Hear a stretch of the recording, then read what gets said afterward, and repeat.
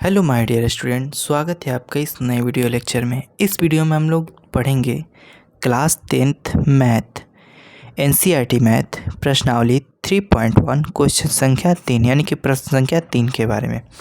तो आइए सबसे पहले हम लोग प्रश्न को देख लेते हैं कि प्रश्न हमारा क्या है। तो देखिए यहाँ पे प्रश्न हमारा है कि एक दिन में 2 किलो सेव और 1 किलो अंगूर की कीमत 160 रुपये पाई गई। यानी कि एक दिन में एक महीने के बाद 4 किलो सेव और 2 किलो अंगूर की कीमत 300 रुपये पाई गई।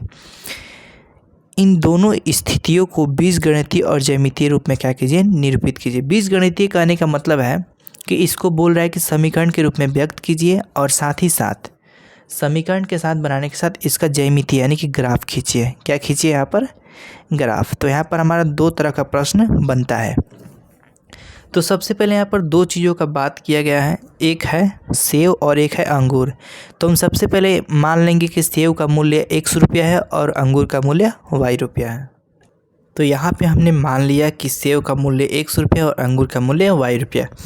अब देखिए, अब प्रश्न के अनुसार जो प्रश्न में दिया है उसको हम लेकर चलेंगे। तो सबसे पहले लिखेंगे यहाँ पे प्रश्न से, और प्रश्न से एक सेब का मूल्य 100 रुपया माना है हमने, एक अंगूर का मूल्य y रुपया माना है।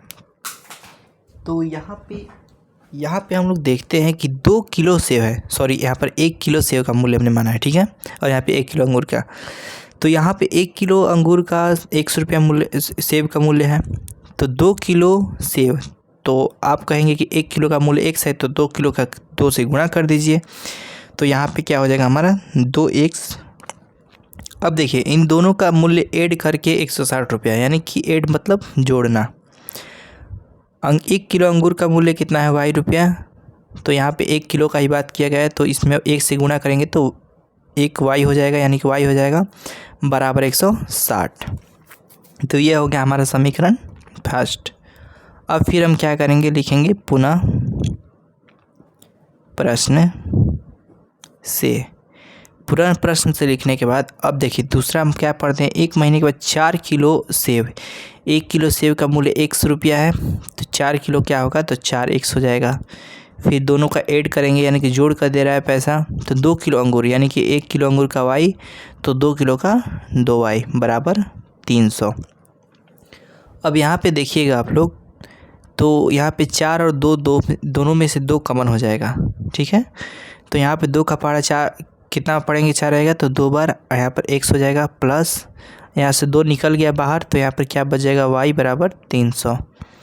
यहाँ से 2 एकम 2, 1500 दूना 300, यहाँ पे क्या हो जाएगा 2x प्लस y बराबर 1500, ठीक है। इसको हम मान लेंगे समीकरण फर्स्ट। अब बारी बारी से हम समीकरण फर्स्ट और समीकरण सेकंड को क्या करेंगे, सॉल्व करेंगे और इसका ग्राफ खींचेंगे। यहाँ पे हमने समीकरण को लिख लिया, अब क्या करेंगे, बारी बारी से हल करेंगे। तो सबसे पहले देखिए यहाँ पे 2x है, इसके साथ कोई अंक जुड़ा है तो हम क्या करेंगे, बराबर के इधर भेज देते हैं, और जो छोटा होता है ABCD के अक्षर उसको बराबर के लेफ़्ट साइड रखा जाता है। तो सबसे पहले क्या करेंगे, y बराबर 160 माइनस 2x। अब x का मान रखेंगे तो हमको y का मान प्राप्त हो जाएगा। तो देखिए अब x का मान अपने मन से इस प्रकार से रखना है कि हम क्या मान रखें कि हमको कम से कम प्राप्त हो। जैसे मान लीजिए 40, 50, 60, 70, 80, 10, 20 क्या रखना पड़ेगा। तो मान लीजिए मैं x का मान क्या रखता हूँ, 50 रखता हूँ। 50 रखने पर तो यहाँ पे क्या होगा, y बराबर 160 माइनस 2 गुणे 50, y बराबर 160 माइनस 50 दूना 100, फिर यहाँ पर y बराबर 60 हो जाएगा। 160 में से 100 हो जाएगा तो कितना होगा, 60 हो जाएगा।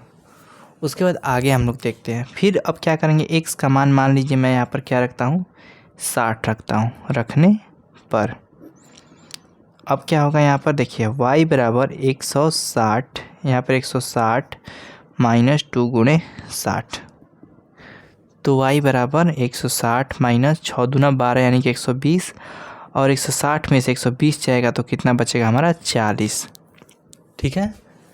अब आगे हम लोग देखते हैं। तो x का मान लीजिए मैं क्या रखता हूँ, 70 रखता हूँ। 70 रखने पर तो यहाँ पे क्या होगा, y बराबर 160 माइनस 2 गुणे 70।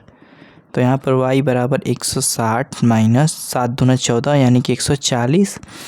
तो y बराबर क्या हो जाएगा, 160 में से 140 जाएगा तो 20। तो कम से कम 3 मान हमको निकालना अनिवार्य है। यहाँ पे अब क्या करेंगे, अब उसके बाद यहाँ पर डायग्राम बना लेंगे, सारणी जिसको हम लोग बोलते हैं। यहाँ पे सारणी में क्या लिखते हैं, सबसे पहले सारणी में हम लोग x लिखते हैं, फिर y लिखते हैं। तो हमने x का मान क्या रखा है, यहाँ पर x का मान हमने 50, 60, 70 रखा है। तो हमने देखिए यहाँ पर x का मान जब 50 रखा है तो हमको y का मान कितना प्राप्त हुआ है, 60 प्राप्त हुआ है। तो यहाँ पर 60 लिख देंगे। x का मान हमने 60 रखा है तो हमारा y का मान कितना प्राप्त हुआ है, 40। तो यहाँ पर 40 लिख देंगे। x का मान 70 रखा है तो y का मान हमारा 20 प्राप्त हुआ है।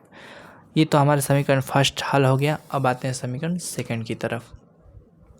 तो यहाँ पे सेकंड को हल करेंगे तो इसमें भी इसी प्रकार से करेंगे। तो सबसे पहले हम क्या करेंगे, y को इधर छोड़ देंगे, 150 माइनस 2x, ठीक है। और x का मान अब मान लीजिए मैं जिसमें 50 रखता हूँ, इसमें भी 50, x बराबर 50 रखने पर। तो यहाँ पे क्या हो जाएगा, y बराबर 150 माइनस 2 गुणे 50, y बराबर 150 माइनस 100 हो जाएगा, 50 दूना 100। तो y बराबर 150 माइनस यहाँ से 150 में से 100 जाएगा तो कितना हो जाएगा हमारा, 50 हो जाएगा। अब हम क्या रखेंगे, x बराबर जैसे मान लीजिए मैं 60 रखता हूँ, 60 रखने पर। तो यहाँ पे हो जाएगा y बराबर 150 माइनस 2 गुणे 60, ठीक है। तो y बराबर 150 माइनस 6 दूना 12 यानी कि 120। 150 में से 120 जाएगा तो कितना बचेगा, 30 आएगा। उसके बाद x बराबर मैं मान लीजिए 70 रखता हूँ, 70 रखने पर यहाँ पे y बराबर 150 माइनस 2 गुणे 70। यहाँ पे y बराबर 150 माइनस 7 दूना 14, 140 हो जाएगा। यहाँ पे y बराबर 150 में से 140 घटेगा तो कितना होगा, 10 आएगा। अब इसको हम क्या करेंगे, सारणी बना लेंगे यहाँ पे। तो इस प्रकार से हम सारणी को खींचते हैं और यहाँ पे क्या करेंगे, पहले x को लिखते हैं फिर उसके बाद y को। तो यहाँ पर x, यहाँ पर y को। x में मान हमने 50, 60, 70 रखा है। तो जब x में 50 रखते हैं तो हमारा मान प्राप्त होता है 50, ठीक है। y x में 60 रखते हैं तो हमारा मान प्राप्त होता है 30। और यहाँ पर x में मान 70 रखते हैं तो प्राप्त होता है 10। तो ये हमारा समीकरण फर्स्ट है। यहाँ पर समीकरण सेकंड का सारणी बन गया। अब हम आते हैं ग्राफ की तरफ। तो यहाँ पे हमने देखिए ग्राफ को पहले क्या कर लिया है, बना लिया है। यहाँ पर x होता है, यहाँ पर x डैश होता है, ऊपर y होता है, नीचे y डैश होता है, ठीक है। प्रश्न संख्या 3 का हम लोग पढ़ रहे हैं। तो मैंने यहाँ पर कलम से बनाया, लेकिन आप लोग यहाँ पर पेंसिल का इस्तेमाल करके बनाइए, आपको फुल में फुल मार्क्स मिलेगा। अगर कलम से बनाते हैं तो आपको 0 नंबर मिलेगा, यानी कि नंबर नहीं दिया जाता है। तो यहाँ पे देखिए सबसे पहले हम क्या करेंगे, एक एक चीज़ को यहाँ पर दर्शाएंगे। तो यहाँ पे देखिए x का मान क्या है, 50 और y का मान है 60, यानी कि x का मान इधर देखिए 50 यहाँ पे है और 60 यहाँ से ऊपर जाइए तो यहाँ पर 60 आएगा, यहाँ पर 50। तो यहाँ पे हमारा क्या हो जाएगा, पहले x का मान लिखते हैं तो 50 का मान 60, ठीक है। उसके बाद x में मान क्या है हमारा 60 है, y में मान 40 है। तो यहाँ पर x में मान 60 और y में मान 40। तो यहाँ पे 60 जाएगा और यहाँ पे 40 आएगा। तो यहाँ से 60 का मान 40 हो जाएगा, ठीक है। उसके बाद यहाँ पर 70 का मान 20 है। तो सबसे पहले हम x में 70 खोजेंगे, 70, और यहाँ पे 20 आएगा इधर, 70 का मान 20, यानी कि यहाँ पे हो जाएगा हमारा 70 का मान 20। अब हम क्या करेंगे, स्केल की सहायता से इस लाइन को मिला देंगे। यहाँ से हम क्या करेंगे, इसको ऐसे अच्छे से रखने के बाद यहाँ से ऐसे मिला देंगे और यहाँ पे लिख देंगे हम लोग समीकरण। हमारा समीकरण क्या था, तो हमारा समीकरण था 2x प्लस वाई बराबर 160। तो यहाँ पे हो जाएगा 2x प्लस वाई बराबर 160, समीकरण फर्स्ट, ठीक है। अब आते हैं समीकरण सेकंड की तरफ। तो समीकरण सेकंड हमारा किस प्रकार से होगा, तो देखिए इसका मान देखिए, यहाँ पर मान है 50 x में है और y में 50 है, यानी कि हमारा x में यहाँ पर 50 और y में यहाँ पे 50। तो यहाँ पे हम लिख देंगे 50, 50, ठीक है। उसके बाद x में 60 है, y में 30 है। तो यहाँ पे क्या हो जाएगा, x में यहाँ पर 60 देखते हैं 60 और यहाँ पे 30, तो यहाँ पे 60 और 30, तो यहाँ पे लिख देंगे 60,30। ठीक है, यहाँ पर x में 70 है, यहाँ पे y में 10 है, तो x में यहाँ पे 70 देखते हैं और यहाँ y में 10, तो यहाँ पर 70,10, तो यहाँ पे 70,10। अब हम क्या करेंगे, इसको हम लोग मिला देंगे, सीधी रेखा रख कर यहाँ पे इस प्रकार से इसको ऐसे कट पेंसिल की सहायता से मिला देंगे और यहाँ पे समीकरण 2 लिख देंगे। जो हमारा समीकरण 2 क्या था, तो 2x + y = 150, तो 2x + y = 150, यहाँ पर समीकरण सेकंड। तो इस प्रकार से हमारा जो ग्राफ है यहाँ पे आप लोग देख सकते हैं कंप्लीट हुआ।